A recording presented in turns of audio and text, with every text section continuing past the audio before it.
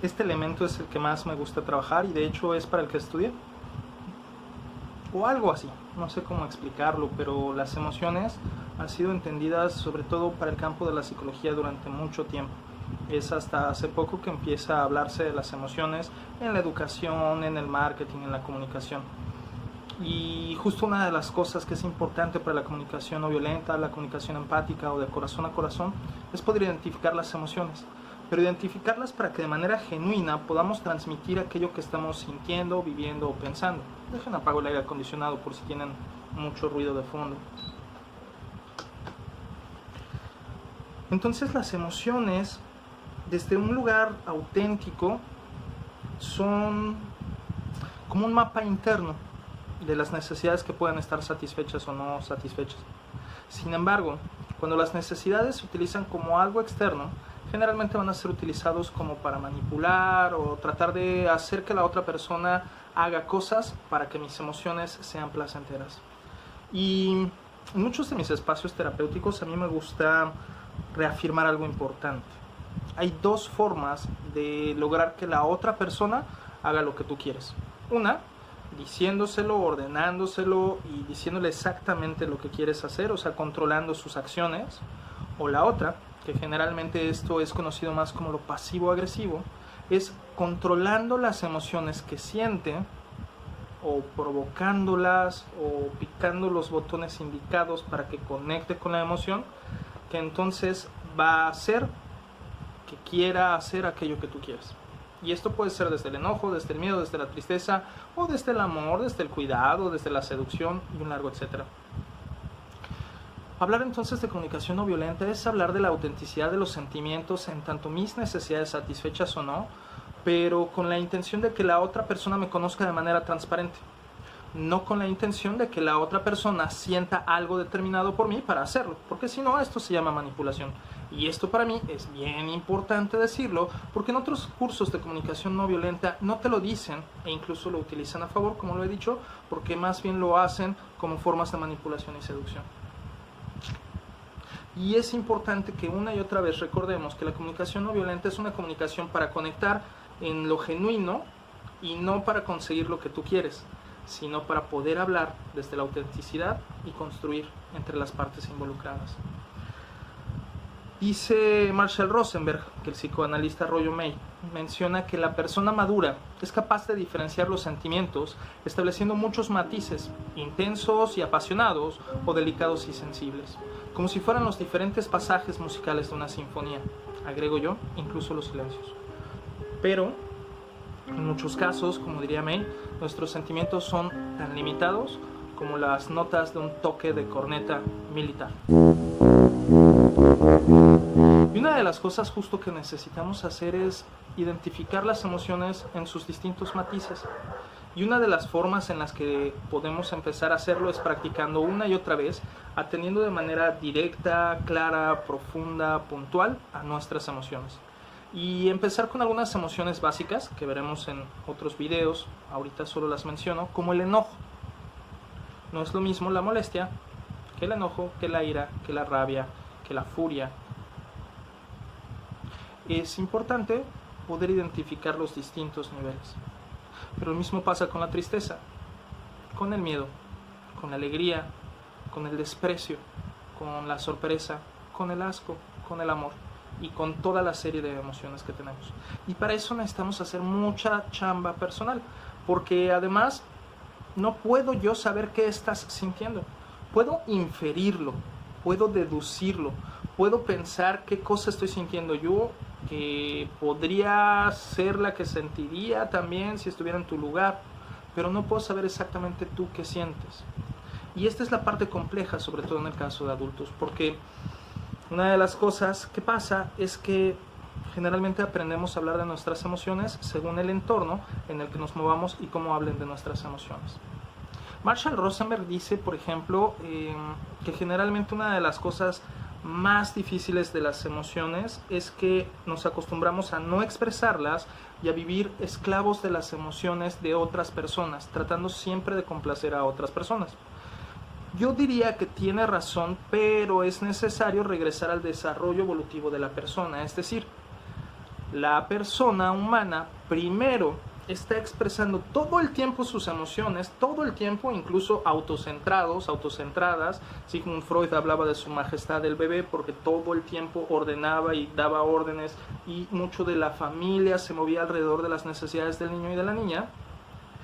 Sin embargo, en ese desarrollo de ese bebé, las cosas van cambiando, y cuando no está en un entorno emocional saludable, en lugar de que esa majestad, el bebé, sea acompañado para identificar sus emociones, sea acompañado para identificar sus necesidades, pueden pasar una de dos cosas.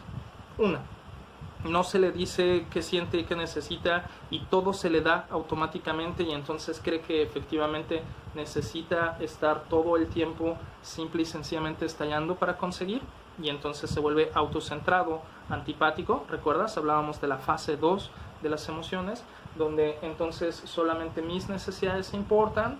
O, en el peor de los casos, en el otro peor de los casos, entonces yo como mamá o papá empiezo a decirle: sí, tú te sientes así, pero yo me siento peor porque yo, y es que yo, que tanto te doy, y es que mira cómo me pongo, es que mira cómo me esfuerzo por... Y entonces hacemos toda una construcción discursiva en la cual las emociones de la otra persona no pueden ser expresadas porque yo como adulto he hecho tanto por ti que más te vale que te aguantes tus emociones, porque las emociones que importan son las mías que me he sacrificado por ti. ¿Te fijas cómo esto es triángulo del drama? Y te fijas entonces cómo se convierte en que entonces el niño empieza a sentirse culpable por lo que haga, y no vaya a ser que se enoje papá, no vaya a ser que se enoje mamá, híjole, me aguanto esto, me aguanto aquello, hasta que explota, y en la explosión después viene la culpa y la vergüenza, y luego vienen los choques entre la... Esto es muy complejo porque tú sabes cómo te has criado, espero que lo tengas más o menos consciente, y tú sabrás en qué fase estás.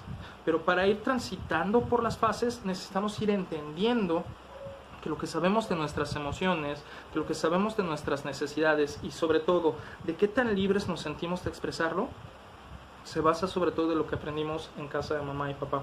Y después cómo lo hemos ido reforzando o cómo lo hemos ido comprobando en otras áreas de nuestra vida. Y eso me lleva justamente a lo que en el capítulo 4 Marshall Rosenberg habla sobre la dificultad de expresión de las emociones.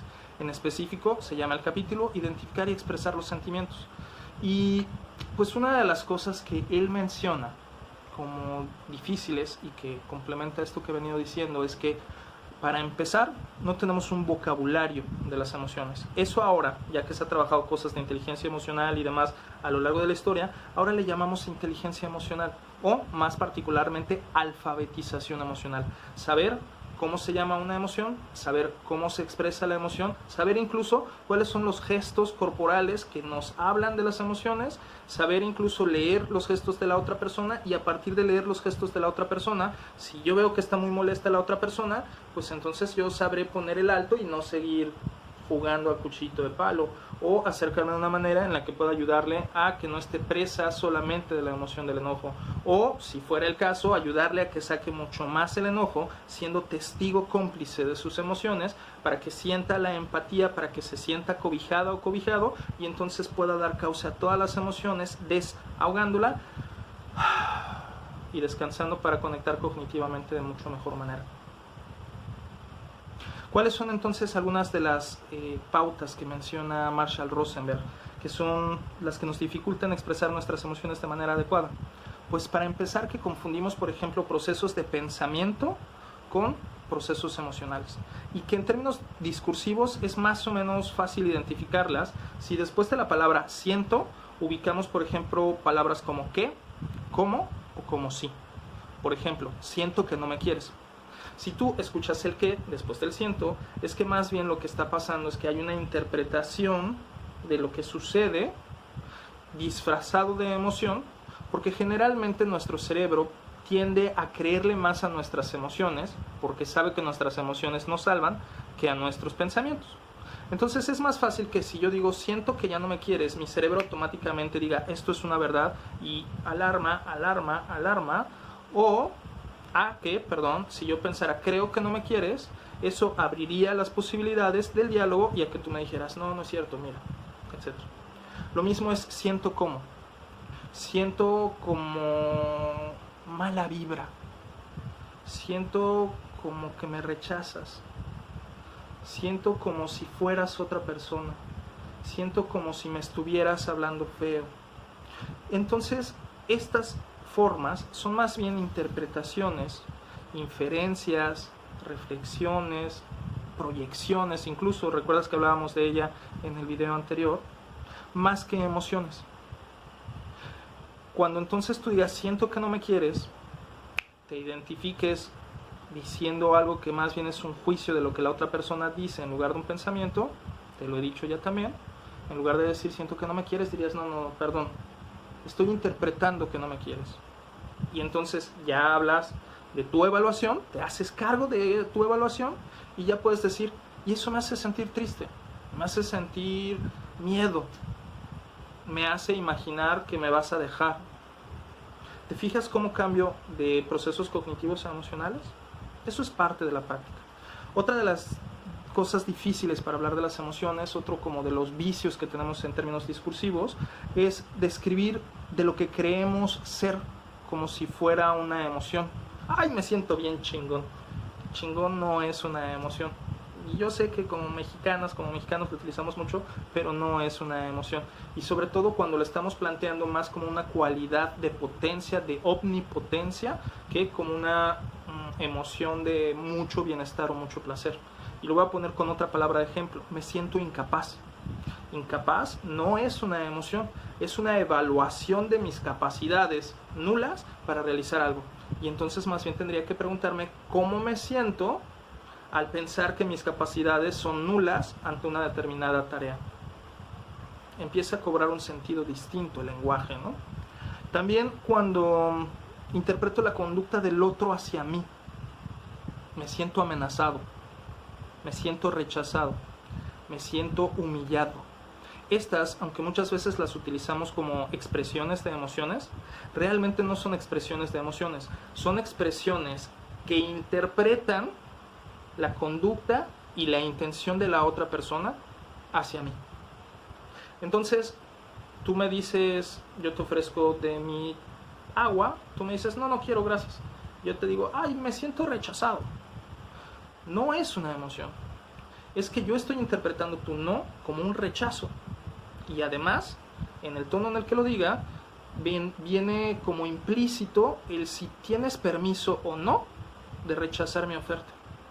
Y entonces si yo me indigno porque dijiste que no, entonces no estaba haciendo un ofrecimiento, estaba dando una orden, una indicación, algo para que te obligaras a hacer aquello que yo quisiera. ¿Vale?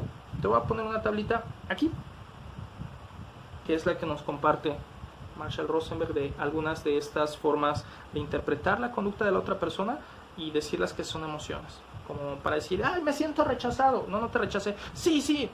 ¿Ves? Nuevamente, ¿no? Como defendiendo la emoción pensando que es la realidad cuando no es así. Es importante identificarlas. Y, pues bueno, Rosenberg nos sugiere un ejercicio para el cual te voy a pedir que de preferencia escribas, aunque sea en tu celular. Puedes poner 1, palomita, 2, tachecito, 3, lo que tú quieras. Pero que me digas si cada una de las frases que te voy a decir a continuación son expresión de sentimientos pura o si están cargadas de evaluación. Si son expresión de sentimientos pura, le pones palomita. Si está cargada de evaluación o alguna forma de inclinar la balanza, que hagas aquello que yo quiero, a manipular o demás, le pones una tachecita. La primera de las frases, siento que no me quieres. Fácil, ya hablamos de ella. Segunda de las frases, me entristece que te vayas. Tercera de las frases, me asusta que digas esto. Cuarta de las frases, cuando no me saludas, me siento rechazado. Quinta de las frases, me alegra que vengas. Sexta de las frases, eres repulsivo. Séptima, me dan ganas de pegarte. Octava, me siento incomprendido. Novena, lo que hiciste por mí me hizo mucho bien. Y la décima, no sirvo para nada. Espero que ya la hayas apuntado. Si no, le puedes poner pausa, regresas tantito, vuelves a escuchar, y bueno. La primera de las frases, siento que no me quieres, dice Rosenberg. Estamos de acuerdo en que esta no es una expresión de sentimientos. No considero que decir no me quieres sea expresar un sentimiento. En mi opinión, no expresa lo que siente la persona que habla, sino lo que ella piensa que siente la otra persona. Recuerda, cuando la palabra siento viene seguida del qué, es que estamos haciendo una interpretación de lo que la otra persona hace, dice, quiere, leemos la mente, etc. La frase 2, me entristece que te vayas. Esta sí es una emoción, está hablando de lo que yo siento cuando tú partes. Tercera frase, me asusta que digas esto. También es una expresión emocional. Está siendo muy clara en cuanto a la emoción y cuál es el detonante de esta emoción. Cuarta frase, cuando no me saludas, me siento rechazada. Y dice Marshall Rosenberg a la letra, si marcaste esta como una emoción, no estamos de acuerdo. No consideramos que decir me siento rechazada sea expresar un sentimiento. A mi modo de ver, expresa lo que piensa la persona que habla sobre lo que hace la otra persona. Sería expresar un sentimiento si lo dijéramos, cuando no me saludas, me siento triste. Cuando no me saludas, me siento sola, tal vez, por ejemplo. Quinta de las frases, me alegra que vengas. Esta es una emoción bien marcadita. Sexta, eres repulsivo. Esta no es una emoción como tal, es una evaluación. Pues decirle a alguien repulsivo no es expresar un sentimiento, es hacer un etiquetado. Dice Rosenberg, a mi modo de ver, no expresa lo que siente la persona que habla, sino lo que piensa de la otra persona. Sería expresar un sentimiento, por ejemplo, siento repulsión, y mucho mejor si dijera, por ejemplo, separando la conducta e identidad, cuando tú haces estas cosas, cuando tú haces un comentario homofóbico, cuando tú tienes una práctica machista. Y aunque esas todavía siguen siendo adjetivos, pues bueno, es mucho más fácil identificar qué características tienen estos adjetivos y que generalmente hablan de la supuesta supremacía de un sexo sobre otro, de una preferencia sexual sobre otro. Y de manera así tan clara podríamos identificar la diferencia entre la sensación y la evaluación y el etiquetado. En la séptima frase, me dan ganas de pegarte. No es una emoción, aunque ganas pueda más o menos parecerlo, pero más bien es como una predisposición a una conducta. Sí, dice Marshall Rosenberg a la letra, a mi modo de ver no expresa lo que siente, sino lo que se imagina que haría. Sería expresar un sentimiento, en cambio decir, me siento furioso contigo. Y como me siento furioso, me dan ganas de pegarte. ¿Sí me explico con la diferencia? 8. Me siento incomprendido. Como decíamos, aquí es cuando cambiamos la evaluación de uno mismo como por una emoción. Y pues Marshall Rosenberg dice, no considero que decirle a alguien que uno se siente incomprendido se expresa un sentimiento. A mi modo de ver, expresa lo que piensa la persona que habla sobre lo que la otra persona está haciendo. Es decir, yo creo que tú no me estás comprendiendo. La expresión de un sentimiento podría ser en este caso decir, me siento frustrado o me siento desalentado porque creo que no me estoy haciendo comprender de la manera en la que yo quisiera. ¿Te fijas cómo implica responsabilizarse? Yo me siento frustrado porque yo no estoy pudiendo transmitir lo que quisiera como yo quisiera. A lo mejor sí lo estoy transmitiendo, pero no como yo quiero. Habla ya de responsabilidad propia. Frase 9. Lo que hiciste por mí me hizo mucho bien. Y aunque puede estar muy cercana a ser una emoción, pues es medio imprecisa, porque me hizo mucho bien no es precisamente una emoción. Sería mucho más explícito si pudiéramos hablar exactamente de qué emoción es la que me hizo sentir. Lo que hiciste por mí me hace sentir mucha gratitud, lo que hiciste por mí me hace sentir alivio, me hace sentir animado, lo que hiciste por mí me hace recuperar la esperanza, etc. Y mucho más si en vez de dejarlo con algo tan indeterminado como lo que hiciste por mí, pudieras especificar exactamente cuál es el acto. Estamos hablando de emociones al mismo tiempo que de conductas, al mismo tiempo que de observaciones, porque así es la vida. Es bien difícil separar las emociones de las necesidades, de las conductas, en un discursito robótico separado. podemos intentarlo.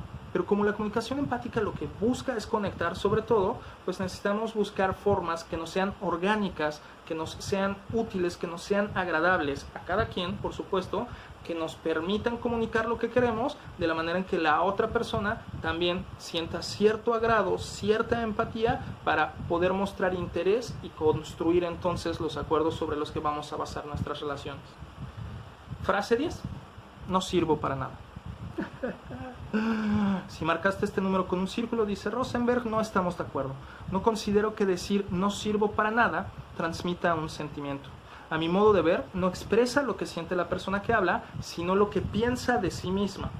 Podrían ser ejemplos de la expresión de un sentimiento: me siento escéptico con respecto a mi talento, o me siento desgraciado, o me siento triste porque tal intento que hice no funcionó como yo esperaba, o me siento desalentado porque cuando me esforcé en hacer tal cosa no obtuve el resultado que esperaba. ¿Qué te parece? Empieza a hacer una diferencia, ¿no? Entonces, seguramente tú ya tienes tu lista de emociones. Y si no, hazla ahorita, de preferencia. En el curso de 30 días de resiliencia ya habíamos hablado de las emociones, te dimos incluso un mapa, hablamos de los pósters que estamos creando, de las tarjetas conversacionales que incluyen las emociones, y puedes encontrar un montón de tablas en las que se habla de emociones. Incluso en internet hay por ahí un circulito de muchos colores que habla de todas las emociones, y si tú te das cuenta y lo miras a detalle, no cumple con las observaciones que Marshall Rosenberg aquí nos sugiere, porque hay muchos momentos en los que habla de emociones como avergonzado, humillado, ignorado, que esas, insisto, no son emociones, son interpretaciones de la conducta de la otra persona. Puedo sentir vergüenza, pero sentirme avergonzado implica asumir que la otra persona hizo algo con plena voluntad e intención de que yo sintiera vergüenza. Y aunque tal vez hay ocasiones contadas en las que esto puede suceder en la vida cotidiana, la comunicación no violenta intenta hacer la diferencia entre estas inferencias y las situaciones objetivas y como yo las siento o interpreto. Entonces yo podría decir, creo que la conducta de fulano que hizo hacia mí, en la cual expresó tal o cual cosa, la hizo con la intención de avergonzarme. Pero por lo menos ya estoy hablando de que eso es lo que yo creo. Y además, si esa fuera su intención, lo logró, porque sí siento vergüenza. Porque también la otra es que a lo mejor lo haya hecho con esa intención, pero yo no siento vergüenza. ¿Te fijas? Es complejo, porque estamos hablando de la vida real, de las relaciones, y justamente necesitamos construirnos desde el aprendizaje y el entendimiento que muchas veces las emociones, y esto es de lo que vamos a hablar en la siguiente sesión, son tan intensas por tantas razones, tantas al mismo tiempo, por cosas que incluso ni siquiera tienen que ver con esta discusión en particular, porque a lo mejor a lo largo del día he estado preocupado porque tengo que pagar la renta, porque tengo que pagar la luz, el agua, el cable, la televisión, el Netflix, el Spotify, pagar la suscripción a lo que quieras, a Amazon Prime, o sea, un largo etcétera de cosas que tengo que pagar, y entonces estoy enojado, y además me enteré que una amistad mía tiene broncas de salud, y a lo mejor además tengo hambre, y además hace calor, y de repente llegas tú y me dices, oye, ¿qué crees? Se me rompió tal cosa y necesitamos pagar 15 pesos. La intensidad de mi emoción a lo mejor no va a ser proporcional a lo que está sucediendo en este momento, pero es porque yo no atendí mis emociones antes, se fueron acumulando y como globito, ¡pah!, explotan. Y cuando explotan esas emociones, tal vez lo recuerdes, llega la visión de túnel, y es más fácil que en lugar de hacer comunicación no violenta, empieza a hacer comunicación violenta diciendo, ¿qué no ves? No te importa lo que yo, y entonces me ignoras, y etc. Entonces, tarea y ejercicio bien práctico, bien simple, bien concreto. En serio trata de comunicarte lo mejor posible en términos de las emociones. Es decir, trata de diferenciar e incluso interrumpirte si en algún momento dices cosas como, ay, siento que Fernando es bien rollero. No, a ver, espérate. Ok, si le puse que después del siento, es que no es un sentimiento. Me parece que Fernando echa mucho rollo. Y entonces ahí haces una pausa y te preguntas, ¿y cómo me siento con que echa mucho rollo? Me parece que echa mucho rollo y me hace sentir desesperación. Ese es un primer ejercicio. Todavía más pulido sería, creo que la forma en la que Fernando habla no cumple con mi necesidad de concreción y de conservación del tiempo. Eso me hace sentir un poco de molestia. ¿Qué te parece? Está mucho más pulida, porque entonces ya estamos hablando de la conducta específica de Fernando y sería mucho mejor que dijeras en el video fulano o en todos los videos que he visto o etcétera. Entonces lo que hace Fernando en este momento determinado no satisface esta necesidad mía y eso me hace sentir de esta manera. Trata de practicar una y otra vez, una y otra vez, una y otra vez.